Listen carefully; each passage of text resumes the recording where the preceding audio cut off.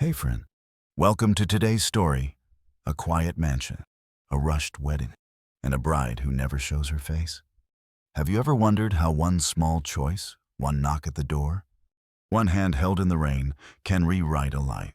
Today, a hidden scar and a missing cufflink draw our hero into a room full of cameras and a choice between pride and courage. Stay with me to the end, and we'll uncover the truth behind the veil and the moment that turns a wound into a signal. The doors of the Whitford estate opened on a house that never hurried. Light fell across marble, steady and cold. Caleb Whitford stepped in and tasted the pressure in the air. His father closed the paper like a deal. His mother lifted a brow that used to quiet boardrooms. "We're not asking," Gregory said. "You will marry." Caleb laughed once, short and dry. "To a woman in a veil," he said. "That's not married. That's a blindfold." "She is decent," Margaret replied.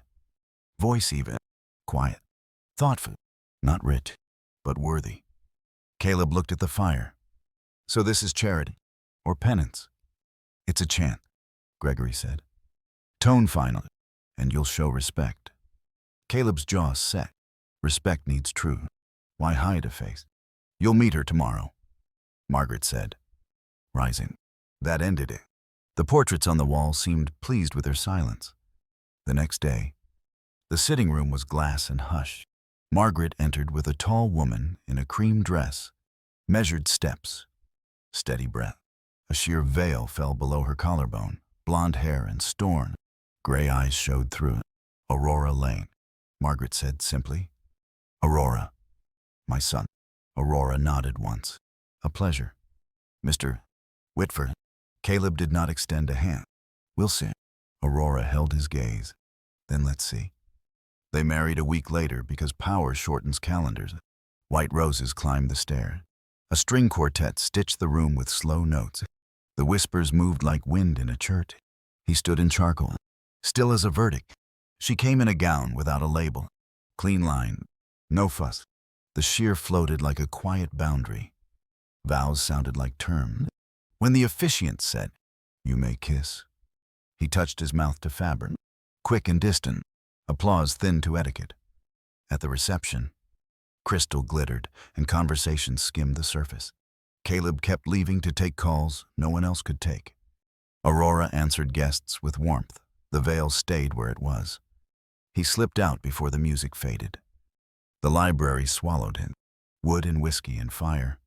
"You could have pretended to enjoy it," he said, eyes on the glass. "I didn't come to pretend," she said, voice calm. "I came to behave." He turned. "What are you hiding?" "Aurora, what is so terrible you can't let me look?" Her hands rested on a chair back. "Do you believe love happens on a signature?" she asked. "I didn't ask for your name, your debt, or your affection." "A woman with nothing marries into Whitford and wants nothing," he said. "But softer now." She stepped closer. "Not to provoke, just to be clear. I didn't ask to be your wife, and I won't ask you to love me." Silence held steady. Somewhere a clock counted out his certainty. He had no line for this. Days found a cold rhythm. He left before dawn, returned when everyone slept, and used emails as a blanket on the office couch. Aurora learned the house and moved with it. Never in the way, always present. She helped in the kitchen at first light. She remembered names, schedules, small pain, real lives. She brought ginger tea when Margaret's balance tipped and a heated throw when the weather pressed the bones. One evening he heard a small, unguarded laugh. He paused behind the heavy drapes to see Margaret with a shawl and a softened face. Aurora set out honey and lemon like a small ceremony. "You read people," Margaret said, a thread of warmth in her voice. "Only because I've been read too closely," Aurora answered. Margaret laid a hand on her glove. "You have been the best thing to happen to this house in years." Caleb stepped back before they noticed him. The whiskey burned in a way that wasn't about liquor. Something he thought was fixed had started to move. Later, under a lavender dusk, he walked the stone path with his mother. "What is it about her?" he asked. "You resisted this. Now you defend it." Margaret looked at the dark window and saw more than glass. She is family, she said. More than you know. He stopped. What did she do? She saved my life, Margaret said. Gentle but exact. He blinked. The ground shifting the smallest degree. How? Another day, she said. Tonight, try seeing past the veil. Rain came the next afternoon. Soft and sure, he came home early and followed chamomile and honey down the hall. Voices waited in the sitting room, his mother's hush and another, even softer. Margaret reclined with a blanket over her knees. Aurora sat beside her, hands still, fire making warm ladders across the rug. You shouldn't do all this, Margaret said. You've done more than I can repay. It helps me to see you well, Aurora replied. That's enough. Margaret hesitated, then let the words go. People called it luck. I called it you. Aurora's hand paused over the teacup. Please, she said. We don't need to. 3 years ago, Margaret continued. Steady now. Asylum Street. A car jumped the lane. I didn't even scream. She drew breath, and the rain settled. Someone ran into the road, pushed me clear. Glass exploded. Blood on her cheek. A long cut. Aurora lowered her head. The veil quivered once. I woke up with bruises. She disappeared before I could say thank you, Margaret said, voice small and brave. I have thought about her every day. Caleb stepped through the doorway. The room tightened to 3 people and a fire. It was you, he said. Not a question. Aurora stood, fingers interlaced to stop the shake. You shouldn't have heard. He moved closer. You saved my mother. And I... He stopped before he wasted the moment with the wrong words. I did what someone had, she said. That night took more than it gave. She touched the edge of the veil, not to lift it, but to steady herself. People don't always accept what they can't unsee. Something in him unlocked with a clean click. He saw the house again. He saw the marriage again. He saw a person standing where he'd only allowed an idea. The fire lowered and pulled the room closer. Why keep the veil? He asked. No demand in it. I'm not the man who stood at that altar when I showed my face to someone I trusted, she said, eyes on the coals. He looked at me like I'd been replaced. He said he couldn't wake to the reminder. She let the quiet stand. I don't want to see that look again. He crossed the space and knelt, palms open, offering presence instead of argument. No one taught me a scar could be beautiful, he said. Until you. The rain eased. Somewhere a clock released its breath. The house exhaled, as if it had been waiting for this silence. Aurora didn't lift the veil. She didn't need to. The room knew what had changed. Down the hall, a quartet rehearsed for a fundraiser he had not planned to attend. Notes slipped under the door. Imperfect and human, he stood and offered a small bow. A stubborn man rarely gives. Tomorrow, he said. We start over.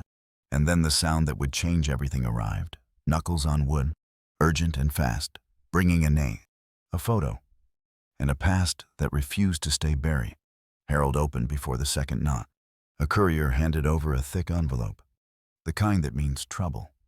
Inside, a glossy printout, a headline in cruel font, and a photo of Aurora near the service gate. Caleb skimmed and felt the house go colder. Veiled bride hides. Deformity marries into money. At the bottom, one name like a knife. Sloane Avery. By noon, cameras crowded the iron fence, lenses glittering like ice.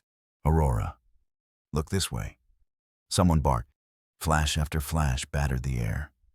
Aurora froze in the foyer, fingers on her gloves. Caleb stepped in front of her. Step back. He told security, this is a home, not a hunt. Clear the front. Open the east exit. No faces, no shots. He guided her through a side corridor where portraits never blinked. I'm not worth a scandal, she whispered. You are not a scandal, he said. You are a person. Sloane pushed harder. She fed a blogger a shot of Aurora at the staff door, then pitched a bigger story, hinting at medical records and a rumor about donor funds being reallocated. An outlet dangled an exclusive in exchange for silence. Caleb stared at the offer and slid it back. No hush money. No deal. We fight clean. He drafted a directive and signed it. No settlements with smear account. No bullying survivors for clicks. The legal team frowned. The crisis firm warned him about optics. Caleb said, "We're building a life, not a spin." That night, he worked too late because fury can masquerade as duty. He read until words blurred, stood too fast, and the room tilted. Harold found him first. Aurora found him next. When he woke on the office couch, the lights were low and the curtains drawn. A cool cloth on his forehead, a blanket tucked neat.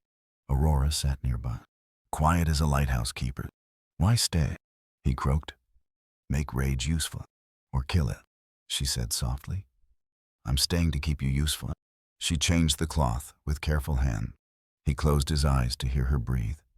Morning brought a tray and a note. "Slow down today." He did.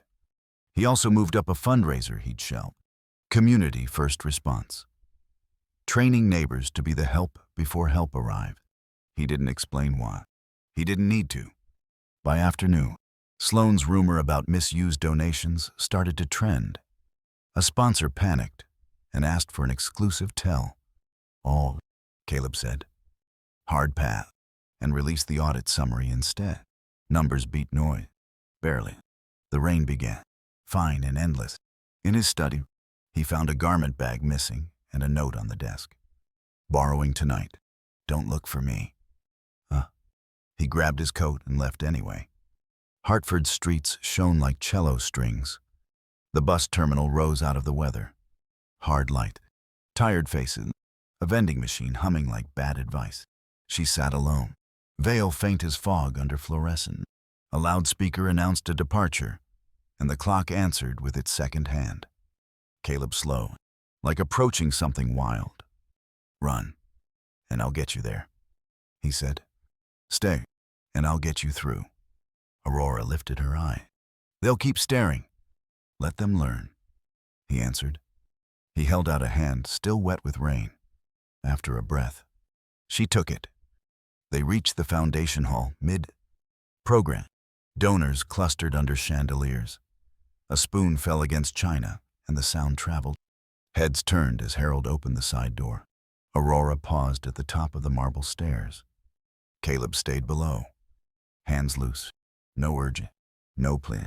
The room quieted itself. She touched the veil, closed her eyes once, and lifted it free. Cloth hushed. Her face was there, unhid, whole, marked. A pale seam curved from cheekbone to jaw, like a line the sky draws after thunder. Silence did what music couldn't. A woman in the crowd lifted a hand to her own cheek. A gray-haired donor nodded once, solemn as a benediction. Somewhere near the back, a glass set down without a clink. Caleb climbed to meet her, and together they crossed the parted guests to the small stage. He didn't look at the crowd. He looked at Aurora and spoke into the microphone as if the room were a witness, not a jury. 3 years ago, my mother lived because a stranger chose pain over indifference. That stranger is here. A low sound rolled forward, recognition finding its voice. Her scar doesn't ask for pity, he said. Steady. It asks you to remember what courage costs. He set the mic down. Aurora reached into a hidden seam and drew out a small wrapped shape. This belongs to you. In his palm, a single silver cufflink engraved, a faint rust. Dark edge. Memory didn't return so much as break open. Rain. Glass. Sirens late. A young woman breathing in broken pieces. His hand holding hers. Hold on. You're going to make it. Caleb raised his head slowly. I was there, he said. Honest and thin. I kept the fear and lost the night. Tonight, I keep the truth. Aurora's breath turned into a small laugh. You kept me, she said. And the quartet, for once, stayed quiet. The room answered instead. Applause broke, not polite, not careful. It came from the rib cage. People stood. Some cried without elegance. A man with a faded temple scar lifted his chin like someone found Sloane stood near the back. Script gone. Phone suddenly useless. The flashbulbs that hunted a secret now recorded a choice. They would sell the same pictures tomorrow with different captions. Backstage, rain braided the windows. I was going to leave. Aurora admitted. I thought I was protecting you. Caleb touched the cufflink, feeling the tiny groove like a heartbeat. Don't vanish. Stand with me. We don't hide. We choose the light and stand in it. She nodded, new surety settling into her shoulders. Then we choose. And we build. He said. We build. They returned to the hall. Faces no longer stared. They witnessed. The MC tried to speak twice and failed. He lifted a hand to the quartet, which found a simple melody and offered it like a hand outstretched. It sounded like standing after a long kneel near the doors. Security gave Caleb a quiet nod. We've got you no camera could capture. Outside, the storm softened. A photographer lowered his lens and wiped his eyes with the back of his hand. In the corridor, Margaret waited with her cane and the eyes that had once ruled boardrooms. She didn't say, I told you. She said, you saw her. Now they will. Aurora leaned in, and Margaret held on longer than usual.